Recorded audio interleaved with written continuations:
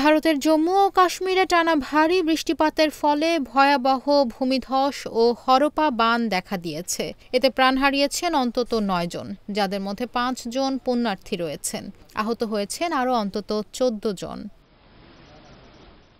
আজ মঙ্গলবার জম্মুর ডোডা জেলায় ঘটে এই মর্মান্তিক ঘটনা। এনডিটিভির প্রতিবেদনে বলা হয়েছে, বৈষ্ণোদেবী মন্দিরের পথে আধ-কোয়ারি এলাকায় হঠাৎ পাহাড় ধসে পড়ে। বিশাল পাথরের নিচে চাপা পড়ে যান পুণ্যার্থীরা। দুর্ঘটনার পরপরই মন্দির কর্তৃপক্ষ যাত্রা স্থগিত করেছে।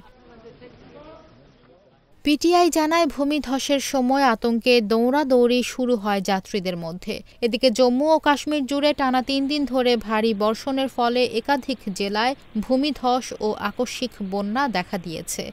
ডোডা ছাড়াও রিয়াসি, উধমপুর, কিশতওয়াড় সহ ৭টি জেলায় রেড অ্যালার্ট জারি করেছে আবহাওয়া বিভাগ। ডোডা জেলায় আজ দুপুরে মেঘভাঙা বৃষ্টি ও হরপা বানে একাধিক ঘরবাড়ি ভেসে গেছে। স্থানীয় প্রশাসন জানিয়েছে, ভূমিধস ও বন্যায় আরও অন্তত ৪ জন নিহত হয়েছেন।